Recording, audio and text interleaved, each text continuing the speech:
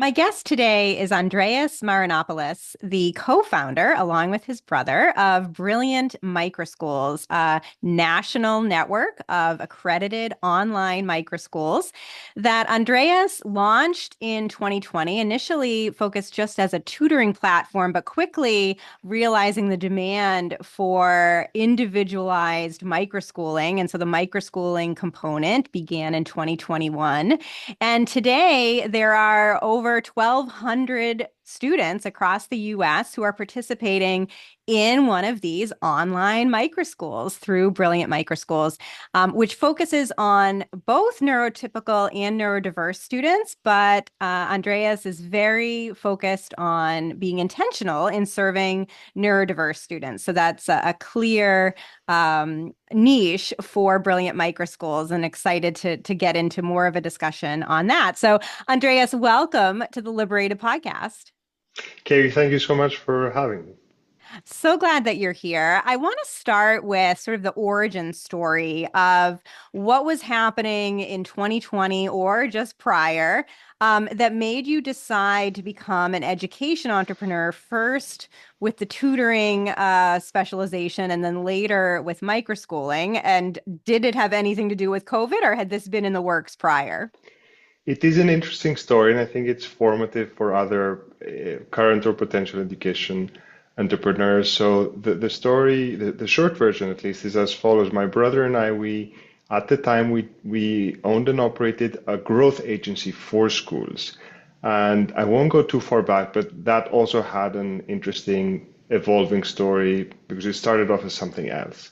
But at the time, it was a rather successful growth agency serving about 1,000 schools nationwide, all types of schools, Can I small and just large. So interrupt you there? Sorry. When you say growth agency, is that like marketing, or what is that it is specifically? focused on enrollment. A Okay. large component is marketing, some consulting, trying to help the heads of school reposition their schools, think about their schools differently, talk to their parents in certain ways. So Got it. that was going strong. But as COVID hit, so you were spot on there. We got kind of scared. We didn't know what was going to happen to this. Schools were closing down, so we were kind of afraid that that business would not go so well. Turned out the opposite because the schools really expanded their catchment areas as they went online. But that was the fear, and that's why we started the tutoring business at that time. It was something that we had in mind for a while because while we loved serving other schools, there were many things we couldn't do, and that was frustrating. You give advice, you're always a third party, you're like a consultant, a vendor. The people actually, impacting the students are not you. They might listen to you or not. We had, certain specific cases where we really, really helped a school. It was, a school in Houston we were really fond of. We went above and beyond, but nothing was happening. And when we visited, we saw that it hadn't been painted in ages. The paint was just coming off the building. So that was frustrating. So we wanted to do that, but COVID really provided that leap. Yes, that's the reason. We have since sold the growth agency to Schoolmint. That was a great win-win, and now that team is part of Schoolmint, and we're 100% focusing on the Brilliant Microschools. I love it. Yeah. And you still have a tutoring component with over a Yes. thousand students, but are really seeing quite a bit of growth in the microschool space. As I mentioned, over 1,200 students now in these individualized microschools, online microschools. Maybe you could tell us a little bit about the model. Sort of how does it Sure. work? What does an online microschool look like? Especially for parents who may be listening and curious about some of these alternatives. Of course, and I understand it's a quite a particular model, and it's a model that evolved over time. That's why it has a particular shape. So the model we have actually quite an intentional learning model. It's described and it's on our website in the footer as well. You can access it there. And as many models, we show it as a triangle. Now, I won't go through every kind of segment of the triangle. I'll just talk about the base and the tip. So the base is social emotional learning. So we strongly believe that a learning community needs to be today, especially today, to have social emotional learning as the core foundation. We have so many stories of children coming to us very, very frustrated with trauma, with many difficulties, uh, 2, 3 years behind in a number of their subjects, if you count that with certain diagnostic exams like map growth and things like that. And then a year later, they're ahead. And it's not our program. I mean, our program is good, but it's not that amazing. It's not miraculous. It's the fact that they have become part of a community, a peer group that roots for them, that's really, respectful of one another, and they kind of are. And we see this time and time again. They're able to unlock somehow, and their potential is unleashed. Again, not because specifically of our program, just because they're part of this. And I think that's the magic of a micro school, that learning community. So that's the base of the model. And the tip is fun. So we really believe in fun as, I'd say, the spearhead of our model. We think fun is not just a side effect, it's actually our responsibility. The students, the learners, it's not their responsibility to learn, to listen, to absorb. It's our responsibility to attract their attention.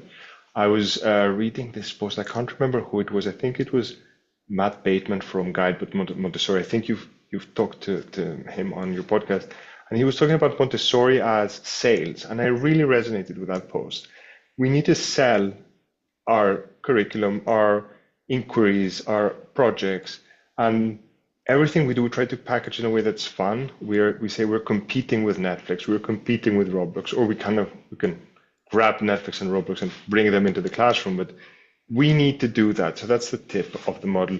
So that's kind of the learning model, or at least components of it. And then if I talk a little bit about how the schools are formed. So there's one teacher. We prefer certified teachers.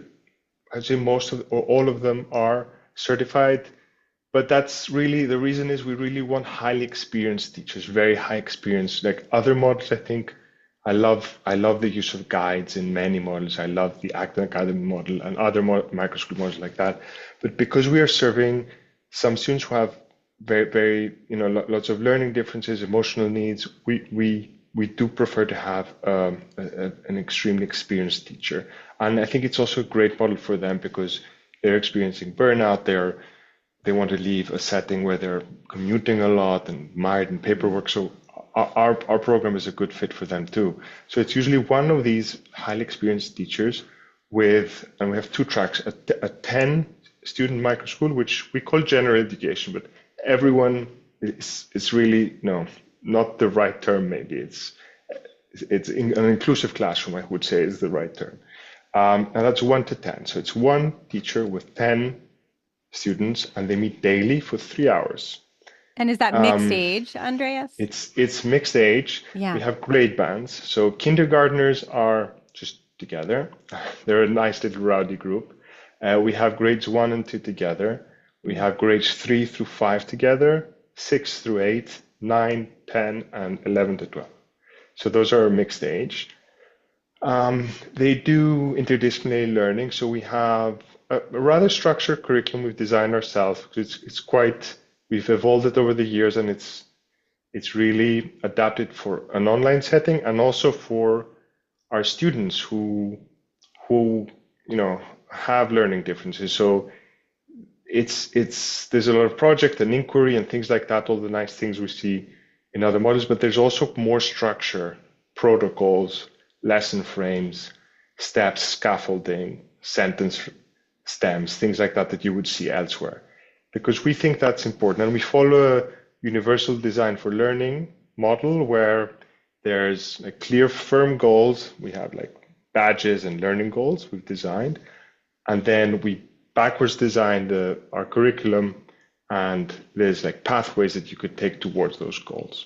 And you could, there's audio or text or, videos and different interest-based pathways that you could take towards the learning goals. And then the second, I would say, section of the school is a 1 to 6 ratio. And that's for students who have a bit higher needs. And they meet 4 times a week for 2 hours. Yeah, it's just amazing. So it's K to 12. You go through high school. You're an accredited micro school program. So students will receive a high school diploma if they meet the requirements. Um, and these are Live live classes, online yes. classes, right? Which I think is unique and certainly appealing for a lot of families that want to have more of that um, interpersonal interaction. So how does that work? Is there sort of a combination of live instruction and then asynchronous work outside of that, or what is the blend there? So most of the work is live. We really, really favor that again, that connection, that community building. So a lot of the work is live. So we have the 3 hour micro school. Then we do have electives in the afternoon. So there's a different teachers. Sometimes it's the tutors from our tutoring program doing the electives. And we just launched clubs also. So there's a kind of a third layer of interactivity with clubs, and there's a lot of fun clubs being formed at the moment. We have things like student council. So there's a lot of interactive learning. We've also started physical meetups. So we did 3 last year, but now we're trying to do 2 to 3 per month around the country where students meet. Sometimes it's just like a casual meetup, but increasingly we're going to have like some place-based learning integrated in there. So our Okay. stretch goal for this year. So Oh, there's good. Yeah. yeah. So there's kind of a lot of live learning. There is some asynchronous components as well, but they're mostly optional or for students who want to move a bit faster or want to explore a particular interest of theirs. We try and focus on live as much as we can. I think that's really, yes, what is different. There's much you can do asynchronously too, but others offer that. And potentially something we might do with partnership more. So we have started now partnership with ASU, which I know Oh, you're very yeah. fond of, yeah, for dual enrollment. So our high schoolers can take ASU courses, and those courses are asynchronous. We're starting now an elective slot to support them, but it's mostly synchronous. So we might see some partnerships for more in asynchronous work, but our focus is on synchronous. Yeah, and you have rolling admission, so families can join at any time during the year, and the cost is relatively low cost in terms of private education options. On your website, it says $550 a month, That's again, right. for this online live accredited microschool program. And then you also are a vendor in various states that have school choice policies that enable education funding to follow families, bringing that tuition cost down even lower or even to zero, depending on the state. I wonder if you can talk about that. Of course, yeah. So that the tuition is, as you said, that's correct, and we do it monthly on purpose. So we do have a 3 month commitment to start, just to start and get Mhm. started. But that's fine, and it's monthly. And we are kind of customer focused. We use that term intentionally. We want our students and our families to vote for us each month. We want to be gaining their trust continuously. And Yeah. we also survey them before our student parent teacher conferences twice a year. We survey our parents too to see what we can do to improve. So that's intentional, that monthly component to it. Indeed, we are also trying to keep the cost low intentionally, and the reason is we're mission driven. It's a private school, but we're trying to be mission driven. We don't want to have like a high tuition, and we do a lot to do that. We stretch ourselves, we streamline our process, we automate things. We have a little software team that locates items that are maybe paperwork, things like that. We try to automate away things. We try and not have, especially our teachers. We really want them to be focused in their micro school with their kids, doing their thing, teaching, and not dealing with IEPs or paperwork or anything like that. Now, in terms of the ESAs, it's not as easy for an online school, we find. So we're still navigating the waters there. Things are also changing a lot. Mhm. In Arizona, it's easy, and we can our families can access ESA funding in Arizona. In Florida, we're a Florida private school. It's not that easy. Some parts they can access. So the Unique Abilities program they can access. Mhm. The others, it's a bit trickier. They need to take their own advice. And we're expanding in other states as well currently to, where we can. I think the ones that have a similar framework to Arizona are easier. Now, we might have additional states joining next year. So it's something we're constantly observing. See, most of our families at the moment are private pay. But yeah, ESAs, we're embracing them. They're great. They're great for families, and we want to kind of serve to offer them as much as we can. Yeah, and as we said, already sort of a much lower cost private education option for families even in states without robust school choice policies. And why are you finding parents are attracted to Brilliant Microschools? What is leading them to you? Yeah, I think it's a mix of reasons. I think the way we've designed the program, without wanting to be too presumptuous, I think it's an appealing program. There's different components which we've taken from working with so many other schools in our past lives, and kind of we really distilled what we think is successful, and we've integrated that. There's a very, very distilled and kind of thoughtful pedagogy. There's a strong customer focus. Again, for example, when during the admissions process, just giving you an example, the families get to choose their teachers. So we present a number of microschools, and there's little videos and descriptions of each microschool leader, and then the family can choose. And it's often the student that chooses, not the Oh, parent. I love that. Yeah. So we have a lot of things like that, which I think are quite appealing. And again, it's engaging, it's fun. I think a lot of comments we have is many microschools have these comments, but we also have them like, she finally wants to go to school every morning. She wakes up. Yeah, so things like that. We have a lot of very positive comments like that. I'd say the online component for many families is important. They're flexible. There's logistical issues, so they don't have to commute. They don't have to take their kids to school. They can do it from home, and the kid is fully engaged at home. So you don't need to have the parent next to them all day long. Mm. I think that's important. And education is unbundling. So a lot of questions, and maybe you have it, is okay, what about socialization in a virtual school? It's not that easy, but we do provide a lot of options, a bit, mostly online socialization with the clubs and all that. But we also have the meetups and all that. But parents, I think they've started to unbundle that. So Mhm. they'll have their little soccer groups or their meetups after school. They have different networks, and school is just part of that. So parents sometimes want to manage that, the entire experience of the child. So I think that's a value add for them too. So all the cost is also important to them.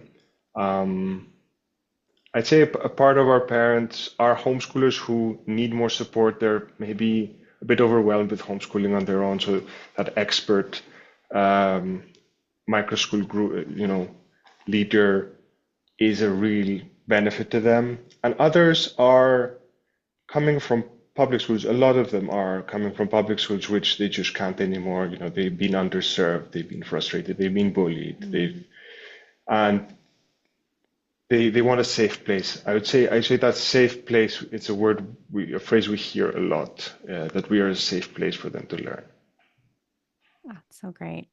So I'd love to go kind of 30,000 foot level now, Andreas, and talk a little bit about the changing education marketplace.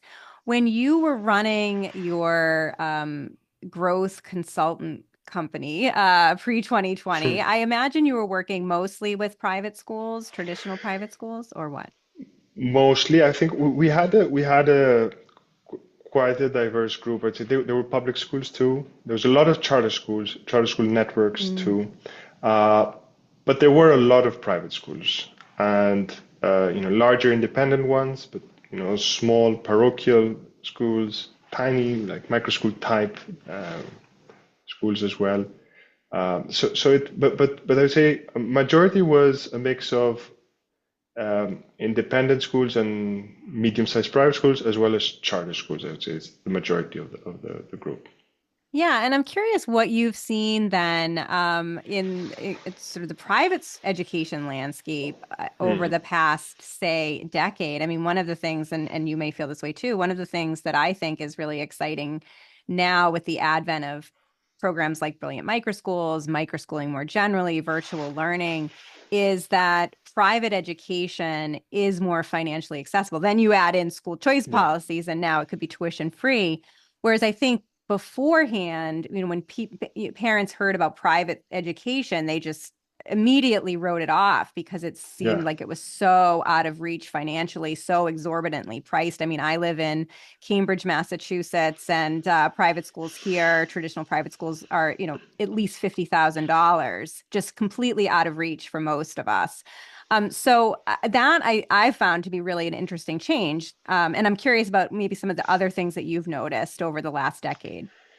Yeah, I think that's a very significant change. For sure, there's a lot of change in the private school sector and the school sector overall over the past decade. I would say choice is the key word.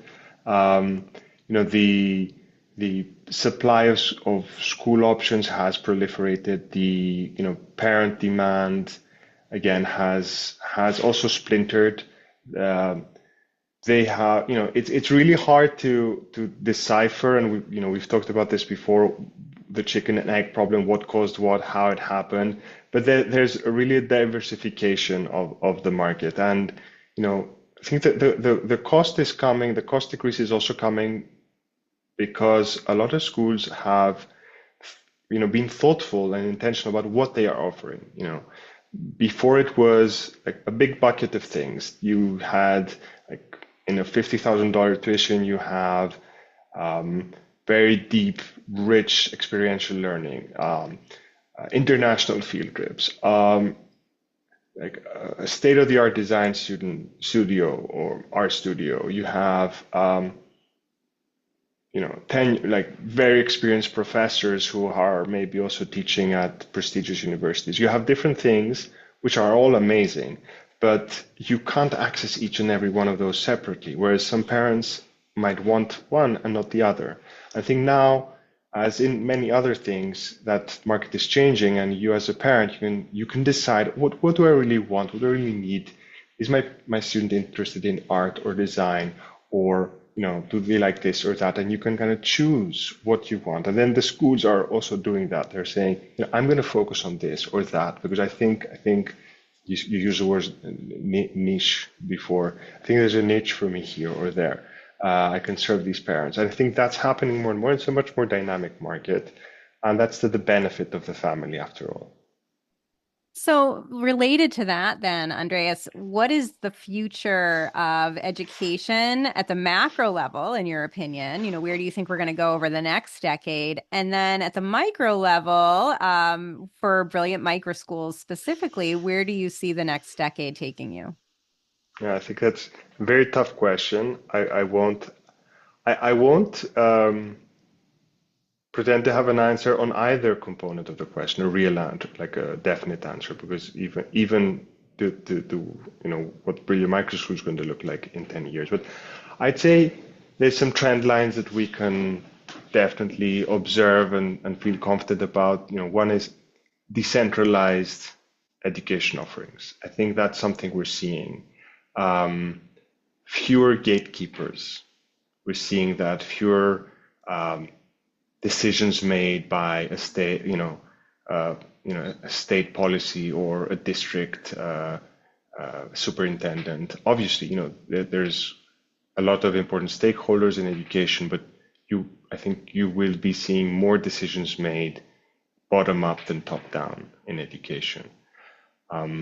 I think technology will play a larger role, even though I really don't think our students would be learning from AI tutors. But I think technology has a role to play in the background. Um, One thing which I find is underappreciated in many microschools, not all, but many that I have seen, is that maybe once a year, even in a very experiential hands-on technology-free school, many teachers might do just a little diagnostic, like a little, 1 hour test. And it's harmless, even if they don't believe in technology. And what that does, though, is because it's tech enabled and consolidated with a database of nationwide, it gives you a little data that, this is where your group is versus the whole country. I think that's to a lot of microschool leaders that I talk to, that's a huge relief because they kind of know where they are, and then they just go and continue doing their thing. I think that is underappreciated at the moment because you can have these background signals that are supporting you, nudging you, and whispering some suggestions, and helping us, empowering us in our decentralized journey. And I think that's why I think technology is going to be playing a role. Some schools more direct, and others again as a background. So I think those are the trend lines I see for the macro level. And then also for us, I would say it's the same. We are focused on serving the needs of our student body. Yeah, we have seen a strong interest from students who learn differently. That's how we term it. And I think we're seeing, again, at the macro level, that a huge realization that most students learn differently. So neurodiversity is becoming more and more a word that I'm hearing more and more because, many students are neurodiverse. Maybe even most have some kind of jagged profile. It was an Economist article just last week about ADHD and how prevalent it is everywhere, much more than we thought. I think many people are coming to that realization. So I think we're intent on focusing on that community, but I think that community is extremely larger than what we ever thought. Yeah, and just that personalization in learning can benefit every individual child, every learner, as you're saying, just the ability to tailor a curriculum to each child's individual needs and preferences is so valuable. Yeah, I think that's right. I'd love to end with a couple of final questions, Andreas. First, geared toward families, and the second geared toward founders. And starting with families, if listeners are interested in learning more about Brilliant Microschools, they can go to your website, brilliantmicroschools.org. And if they're curious about enrolling or maybe seeing if there's any sort of trial period, what is the sort of process for a family to take that leap? Sure. There's an inquiry form on our website which they can submit, and then a person from our admissions team is going to reach out to them to schedule a first call, just a phone call at first, to mutually understand whether it's a good fit. They provide some brief information on the schools and on the options that are available. We don't have all the options all the time. We do have rolling enrollment, but I'd say the main focus we have currently is identifying the right microschool leaders. It's hard, and we're very rigorous in that process. That's probably our most rigorous process, the intake of new microschool leaders. So when they make that first call, they may have certain options available, but not all. And then if there's mutual interest, they would schedule a Zoom meeting where the admissions person would go through a presentation and then propose some teachers according to the child's need. The child is welcomed into that meeting. They're actually encouraged to attend. And then the next step of the process would be a small deposit, and then I think it's $50 or something like that, and then a chance to meet with the teacher selected and discuss, how things look in the microschool and what the program looks like and what the teacher is doing, her beliefs, her pedagogy. And after that, if that goes well, they would pay their first month tuition and start. So we haven't found an effective way to do a trial period. We have this kind of staggered approach where you get to meet the teacher. The trial, we tried it for a while, but it was a bit disruptive for the current students, other students popping in and out, especially because, we try to keep these safe spaces. Um, but, again, it's something we have in our mind. We might try it again at some point if we find a way to apply it. But we have this gradual approach that makes it so that you kind of you feel it if it's a good fit or not through talking to the teacher and everything. Yeah, I love that. And did you say earlier though there's some sort of 3 month commitment? Is that Yeah, right? when you start, we ask you, if you're going to start, at least be with us for 3 months, and then it's a month-to-month Yeah. commitment. Yeah, and I think that's a great feature, and something that I do see quite a bit in some of these innovative education models.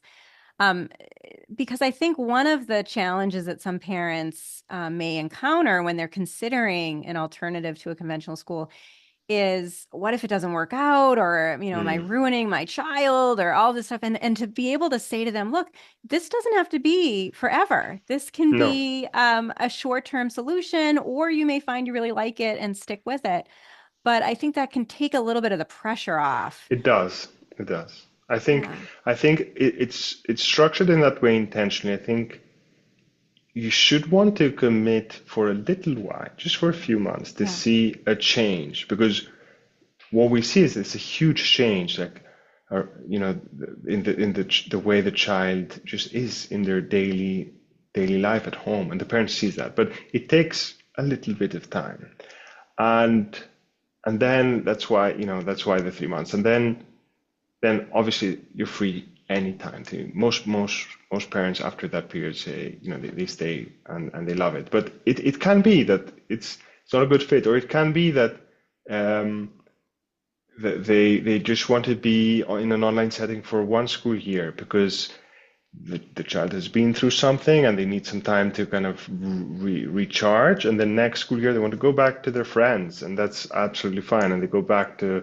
and we celebrate that because it's a huge success. They are integrated into their old school, which they loved but they couldn't attend anymore for certain reasons.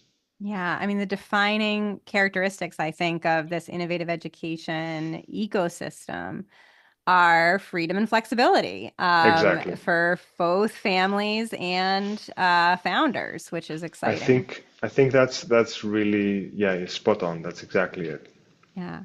Yeah. So then switching gears to the founders now as we wrap up, I'd love to hear your advice to other prospective education entrepreneurs. You've been an education entrepreneur for a long time now in a variety of Yeah. different settings and models. What advice do you have for someone who wants to take an entrepreneurial leap?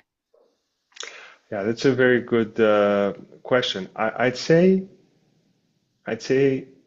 take it a step at a time and um, test each step out, like a bit of the scientific method. Use the scientific method. I think that has served us really well. I briefly mentioned that the first education business my brother and I founded started differently and ended in a different model.